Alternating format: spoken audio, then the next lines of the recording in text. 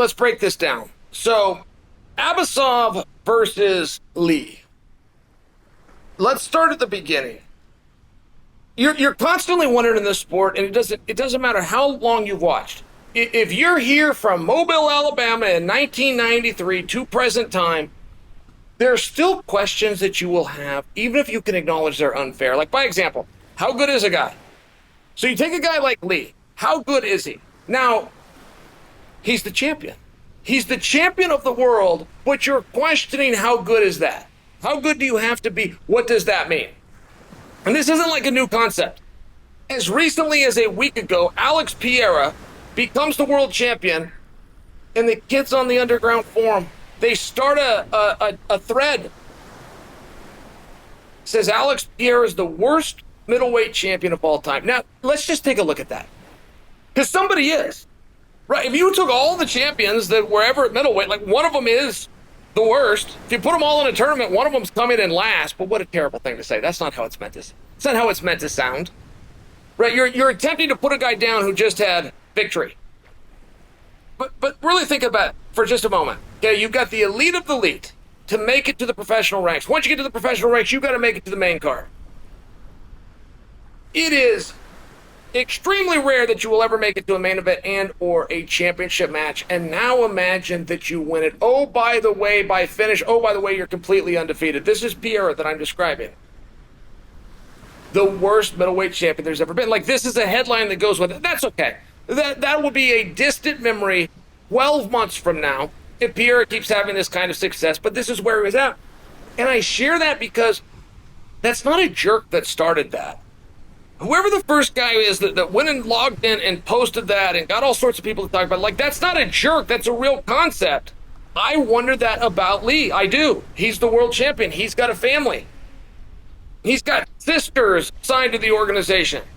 His mom was in combat. His dad was in combat. I mean, it's one of these things where you go, okay, I got it. I got all the lineage. I got everything. I even got that you're the champion that's trying to fight for the championship. But how good are you? Like, how good do you have to be? How good do you have to be to go and do this? So I just want you to hold that thought, because go to Abasov, okay? I, on a personal note, have studied Abasov. I know how good he is. I know how tough he is. I know what his weaknesses are. I know what I perceive to be a blueprint and or a strategy to beat him. Now, I only know that because my teammate and friend Yushin Okani fought him. So I studied Abasov as my way of supporting and being helpful to Yushin. And one thing about Abasov is how tough he is. I mean, there are guys that their entire career is a big rope-a-dope. Their entire career, not just a moment of a fight or of a round. Their entire career, they will let you use them as some form of a punching bag as a way of wearing you out. And those guys are really hard to deal with. These guys that won't quit, these guys with these iron wills, these guys with these lungs, these guys that can take that kind of stuff. Like, it's a real thing. I mean, you could take that all the way back to the great Oleg Tektarov. It's a strategy that doesn't go away. But I also thought that this is where Abasov is at. I personally thought that. I don't think that now. Abasov is actually a lot better than I thought he was. I thought his number one strategy was toughness. I don't think that now. But this is what I think going into the fight. So you got Christian Lee, you got Abasov. Now you still got to back up because there's more to the story. Abasov misses weight. And anytime an athlete misses weight, we have to ask ourselves, and we're right to do it, why? Why did he miss weight?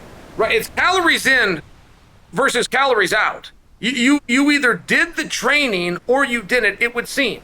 You either got up in the morning and you put the miles in or you didn't. This is what it would seem. Do you guys agree with my logic? If you do, this stat might surprise you. If you were to go back over time and you were to take everybody that missed weight and then go see if they won the next night, it would roughly be 80-20. 80% they win. The violator, the one that missed weight, calories in to calories out. The one that it would appear didn't train right, didn't eat right, did something wrong, wins. And we don't have to go back in distant memory to remember these types of things. Charles Oliveira, Justin Gaethje, great example, one that you guys would relate to. But you could keep on playing that game and you could keep on finding a guy that missed weight and then won. Why? It's an interesting question. And I've heard this dismissed very, very quickly. If a guy misses weight and he doesn't win, very quickly, the narrative is out there. Well, yeah, but I mean, just look at him. He missed weight. We know that he didn't take this fight serious. Or if he wins, well, yeah, but look, he missed weight. I mean, he's got an advantage. He made the other guy draw down and suck out more. I mean, it's a very lazy approach, and I know how it would appear that way, but it's not. At the same time as I tell you that, there's something to it. There's something to that psychology. If we were to go back and look at Charles Oliveira, the night that Charles Oliveira beat Justin Gaethje is the first time in my life I wanted to see Islam versus Charles, because now I realize how good Charles is. I knew he was the best. I knew he was very good. I didn't know he was that good. And you do look back, they took his title away, they took his participation away. They upset him, they stressed him, it's all these different things. He's got to recoup in 24 hours, walk out there, and he did. Oh, and by the way, he had what I believe to be his single greatest performance ever. And it's just one of these interesting spots. Like, what goes into that? Let's take the headlines away. Let's take the celebrity away.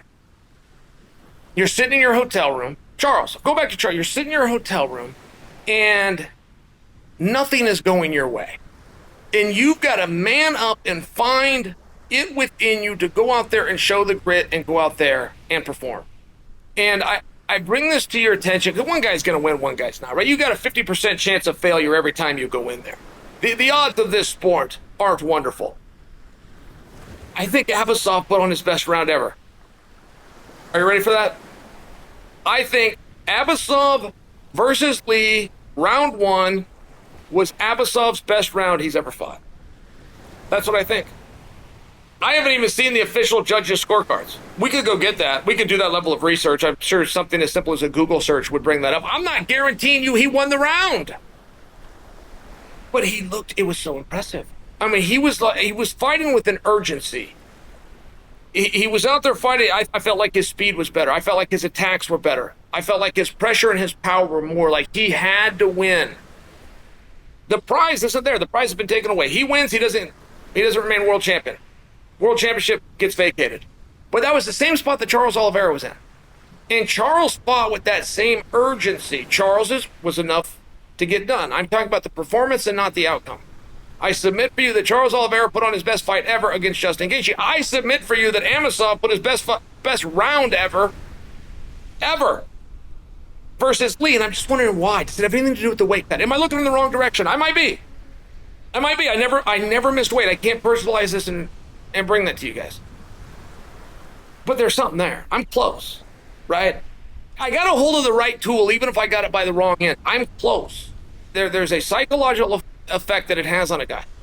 And while you think with winning the championship and remaining in the main event and the lucrative side, you think that that's the motivation that you're going to need. There appears to be something from just the opposite. Whereas opposed to obtaining something, you're risking losing it all. It appears that is bringing out an urgency, guys. And I got to go back to Lee. I'm sitting here asking from the beginning, how good is this guy? And I've even kind of called some guys and asked around about him. I called Eddie Alvarez. Eddie's not huge on complimenting people. By the way, it's hard to get a compliment from Eddie Alvarez. He's so competitive. Even Abigail goes, man, that guy can fight. That whole family can fight. So it's one of these things that's playing out in front of our eyes, right? Now Lee has 2 weight classes.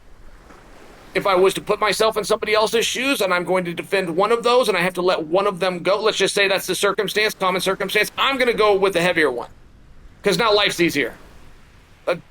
Not having to beat the scale, not worrying as much about weight, having a little bit more food, having a little bit more energy to go and train. That's what I'm going to do, but it's an interesting spot, right? I mean, it's such a huge level of success. Volkanovski quite possibly is going to be confronted with that same thing. We'll see what he does. And I don't know. Like, as far as the field goes, if you're looking competitively to stay where the competition fighter, don't forget, right? Every fighter went, come on, I want the absolute best guys. I want the best guys. And there's some of them that mean it. Those guys are dum-dums. Fighters got one job, particularly a champion. Make the most money against the easiest opponent every single night. So Lee now appears to have 2 options, and they're both really hard. Let's see which option he chooses.